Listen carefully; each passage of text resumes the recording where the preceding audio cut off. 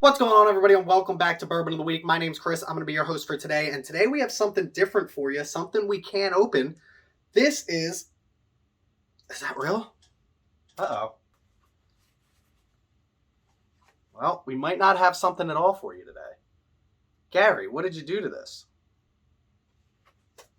We got it. This is a blind sample from Gary. Gary is a gentleman I met this past week from PA Bourbon Squad, our Facebook group that I'm a moderator for. He is also a moderator, so we did a moderator meetup over in Horsham at a place called Iron Abbey. Great selection if you're in the area. Make sure you check that out. But Gary was gracious enough to give me a blind sample. This is completely blind. I'm assuming it's a bourbon just because it was a PA Bourbon Squad meetup. But I know nothing else about this. I don't even have the answer key at this point. I'm going to have to film this video. I'm going to try and guess. I'm going to guess proof. Maybe I'm going to guess age. Maybe I'll guess a bottle if I'm feeling a little frisky today. But we're going to try this out. We're going to see what this is. Everybody knows, though, before we get started, time for the traditional sip. Cheers. Oh, that's good.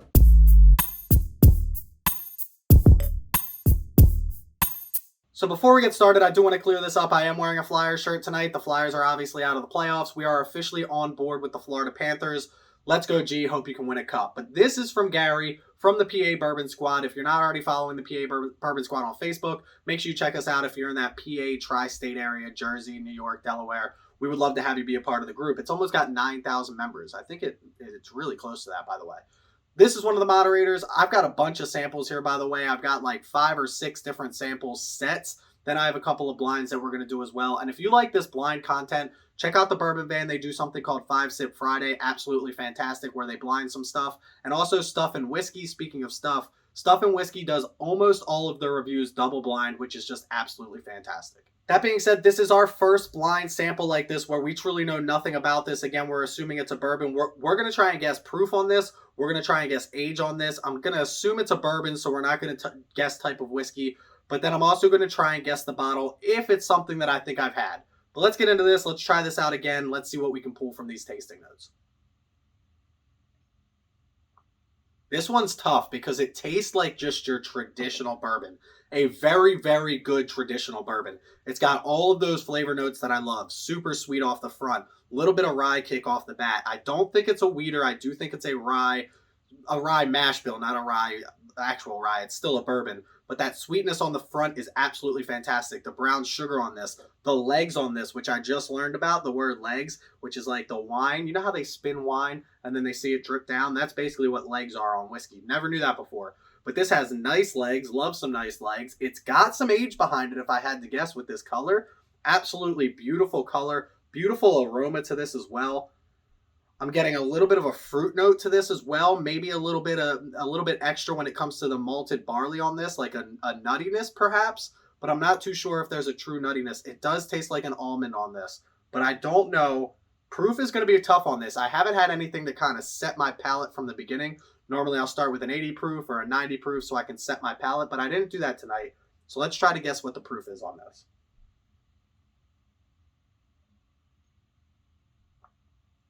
The hardest part about this is I also normally drink what I'm going to drink that night to get all my flavor notes and everything in line. I can't drink this before tonight because I only have this little sample.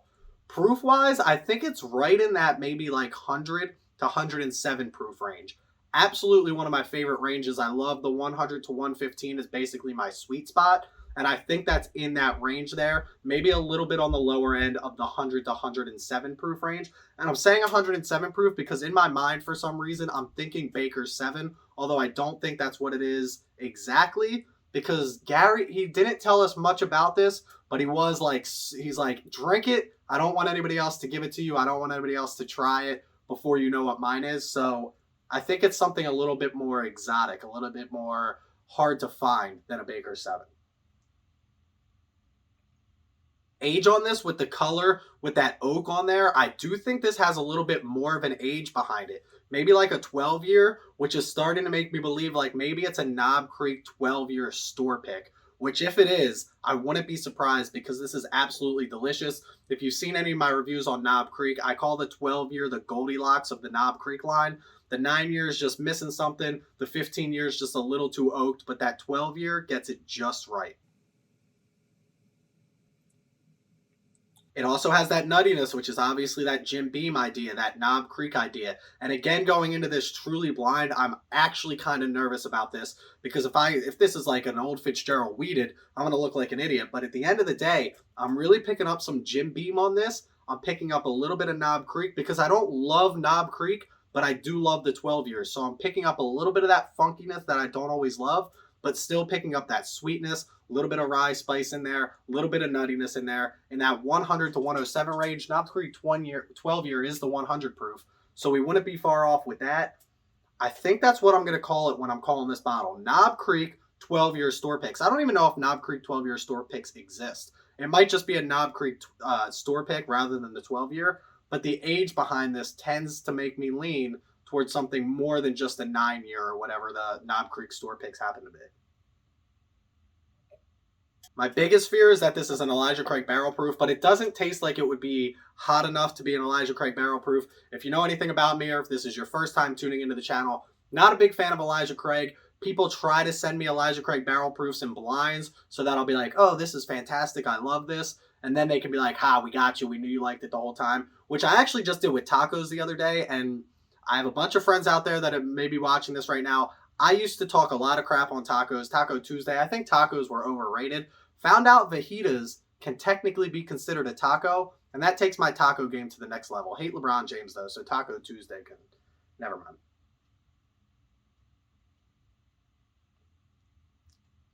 I'm going to guess 100 proof. I'm going to guess it's a bourbon. I'm going to guess it's a higher corn percentage bourbon, but still in maybe that like 10 to 12% rye range.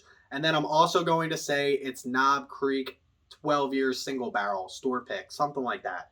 Something along those lines. But the funniest part about this is I don't even know yet. I literally have to end this video. I have to message Gary. He's got to send it to me. And then I'm going to come back. I'm going to get you in round 2 next week. You can find out exactly what this is. Then I'm just kidding. I'm going to give it to you right now. But I do have to cut the video. I'm gonna take this last sip. I'm going to see if I can pick out any more notes on this. The oak on this, by the way, absolutely perfect. I'm not a big oak fan. Whatever's going on in this, oak, leather, age-wise, is absolutely perfect. So again, I don't think it's much more than that 9 to 13 year range. Again, that's my sweet spot when it comes to age on things. The best part about this is it's not going to be a very long video. At least I don't think. I don't even know how long I've been doing this. So there we go. We've got everything. I'm going to message Gary. I'll be right back with you. So I just messaged Gary and I said, listen, I think it's 100 to 107 proof. I think it's a 10 to 12 year range. My guess was Knob Creek 12 year. And he said, did you get raisins? And I said, Gary, now that you mentioned it, I do get raisins on this. He said, what did you think of it? I said, I thought it was absolutely fantastic. I think I want a bottle of whatever this is. And he says, you were drinking. Hold on.